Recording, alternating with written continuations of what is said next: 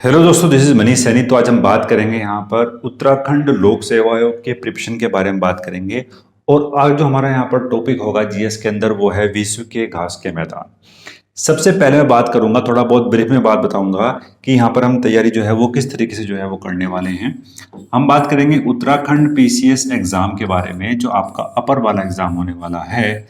ये आपका जो है इसकी जो टेंटेटिव डेट है वो यहाँ पर 29 जून है। ठीक है, तो तकरीबन तकरीबन अब आपके पास यहाँ पर एक महीने का जो है वो समय बचा हुआ है अपनी प्रिपरेशन को लेकर। तो बात करेंगे, कुछ महत्वपूर्ण टॉपिक होंगे, उत्तराखंड के भी होंगे और कुछ जो टॉपिक हैं वो यहाँ पर जीएस के भी होंगे। उन दोनों को जो है हम लेकर चलेंगे आपके साथ। तो एक प्रिपरेशन का जो सही तरीका यहाँ पर हो सकता है, जीएस की बात करता हूँ तो जीएस में कुछ टॉपिक हैं जो आयोग के यहाँ पर क्या है भाई, फेवरेट टॉपिक है। तो एक तो हम उनको लेकर चलेंगे और साथ साथ जो है हम उत्तराखंड के कुछ ऐसे पोर्शन हैं जो यहाँ पर काफ़ी कॉन्फ्लिक्ट रहते हैं, वहाँ से हमेशा ही जो एग्ज़ाम में प्रश्न बनने की संभावनाएं रहती हैं। तो उत्तराखंड की बात करता हूँ तो उत्तराखंड के अंदर अगर मैं बात करूँ तो आज का जो हमारा यहाँ पर टॉपिक होगा वो हम पहले जो है हिस्ट्री को कवर करने वाले हैं। और हिस्ट्री के अंदर भी जो हमारे पास यहाँ पर कुनिद राजवंश है, यदि यहाँ से हम शुरुआत करते हैं अपनी हिस्ट्री की तो वहाँ से शुरुआत करेंगे और एक कुनिद राजवंश से जो हम शुरुआत करने वाले हैं।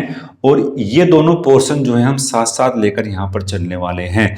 हमारा यहाँ पर एक ही टारगेट है कि हम उत्तराखंड पीसीएस वाला जो एग्जाम है आपका 29 जून वाला, इसको हम लेकर आपके सामने आए हैं। और मैं बात करता हूँ जो विश्व के घास के मैदान हैं, यहाँ से आपको हर एक एग्जाम में प्रश्न बनने वाला है। देखो, अगर मैं जितने भी एग्जाम यहाँ पर होते हैं उत्तराखंड के, अपर वाला और एफआरओ वाला, ठीक है, तो आपके जो है वर्ड ज्योग्राफी से तकरीबन तकरीबन यहाँ से आपके जो है 7 प्रश्न जो है हमें देखने को मिलते हैं वर्ड ज्योग्राफी से। तो एक अच्छा खासा पोर्शन यहाँ पर रहता है उत्तराखंड लोक सेवा आयोग के अपर वाले एग्जाम में। देखो, 7 पोर्शन ऐसे हैं जो आप बहुत ही आसान है इसको तैयार करने के लिए, तो उसको हम यहाँ पर तैयार करेंगे। तो एक बहुत ही इजी टॉपिक यहाँ पर होने वाला है। अगर आप इस चैनल पर नए हैं तो प्लीज़ सब्सक्राइब करें, दोस्तों के साथ शेयर करें। आप शेयर करते हैं, सब्सक्राइब करते हैं तो हम भी यहाँ पर मोटिवेट होते हैं। तो सबसे पहले हम बात करेंगे घास के मैदानों के बारे में। देखो, पूरे विश्व की बात करते हैं तो 2 तरीके से हम घास के मैदान यहाँ पर देखते हैं। ठीक है, इसको जो है आप नोट डाउन में कर सकते हैं। विश्व के घास के मैदान, अब ये पूरे विश्व में जो है हमें 2 तरीके से दिखाई पड़ते हैं। एक तो है हमारे पास यहाँ पर उष्ण कटिबंधीय, उष्ण कटिबंधीय घास के मैदान, और दूसरे हैं हमारे पास यहाँ पर शीतोष्ण कटिबंधीय घास के मैदान। तो इन 2 भागों में डिवाइड किया हुआ है विश्व के घास के मैदानों को। अगर मैं बात करता हूं, हमारे पास जो उष्णकटिबंधीय घास के मैदान हैं, ये आपको जो है भूमध्य रेखा से 10 डिग्री से 25 डिग्री, यानी अगर मैं बात करता हूं हमारी जो पृथ्वी है ये आपकी यहां पर भूमध्य रेखा हो गई। और इसको थोड़ा सा सही तरीके से बनाते हैं।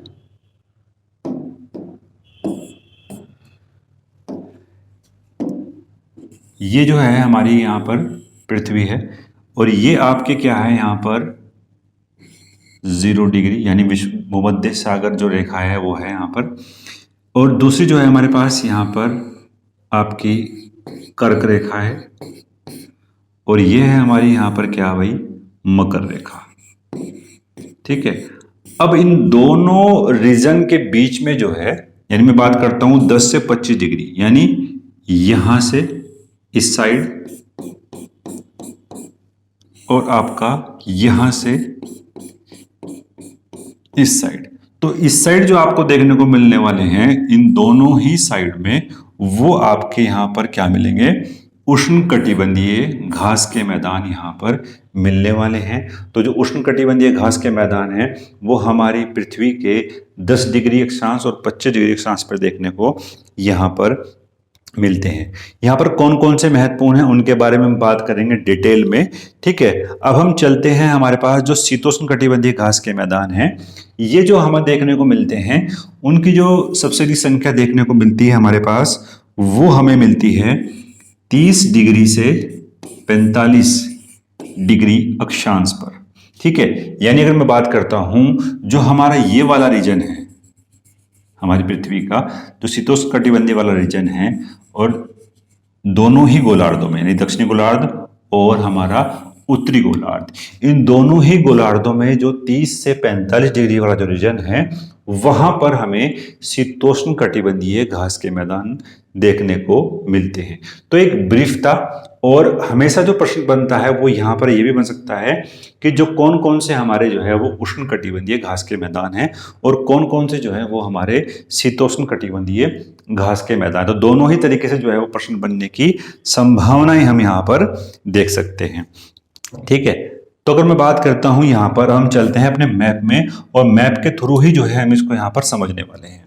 ठीक है, मैप के थ्रू ही जो है हम यहाँ पर इसको समझने वाले हैं। तो सबसे पहले बात करते हैं हम यहाँ पर, जो हमारे पास यहाँ पर साउथ अफ्रीका है, ठीक है, यानी दक्षिणी अमेरिका है। तो दक्षिणी अमेरिका के अंदर एक आपको घास का मैदान मिलेगा यहाँ पर, पैम्पास। ठीक है, तो जो ये वाला जो आपके पास रीजन है, अगर आपके पास मैप है, तो आप उस पर भी जाके देख सकते हैं, और वहां से जो है आपको सही तरीके से जो क्लैरिटी है वो यहाँ पर देखने को मिल सकती है। तो यहाँ पर आप नोट डाउन कर सकते हैं पैम्पास। तो ये आपको जो है किस देश में देखने को मिलता है, प्रश्न यहां से यही बनता है। तो जो आपको पैम्पास है वो अर्जेंटीना और उरुग्वे में देखने को मिलता है। तो ये आप नोट डाउन कर सकते हैं, अर्जेंटीना और उरुग्वे। ठीक है, तो एग्जाम के लिए काफी महत्वपूर्ण था अर्जेंटीना और उरुग्वे। नेक्स्ट जो हमारे पास है वो यहां पर है सेल्वास। ठीक है, तो जो सेल्वास का जो रीजन है हमारे पास, ठीक है, सेल्वास जो रीजन है वो हमें मिलता है कहां पर, अमेजन बेसिन में। और जो अमेजन बेसिन है वो आपको कहां पर देखने को मिलेगा, ब्राजील के अंदर। ठीक है, ब्राजील के अंदर। तो आप यहां से नोट डाउन कर सकते हैं, जो आपका ब्राजील वाला रीजन है वो आपको मिलेगा आपका सेल्वास। लेकिन अगर प्रश्न बनता है उत्तरी ब्राजील, तो यहां पर सेल्वास होगा। लेकिन अगर प्रश्न बनता है कि दक्षिण ब्राजील में कौन सा है, तो दक्षिण ब्राजील के अंदर आपका आ जाएगा पैम्पास। ये प्रश्न भी जो है वो पहले पूछा गया है। ठीक है, ये भी आप नोट डाउन यहां पर कर सकते हैं, एग्जाम के लिए बहुत ही महत्वपूर्ण यहां पर ये था। नेक्स्ट जो है हमारे पास वो है यहां पर एक घास के मैदान, यहां से हमें और देखने को मिलते हैं लानोज। ठीक है, लानोज आपको मिल जाएगा कहां पर, वेनेजुएला में।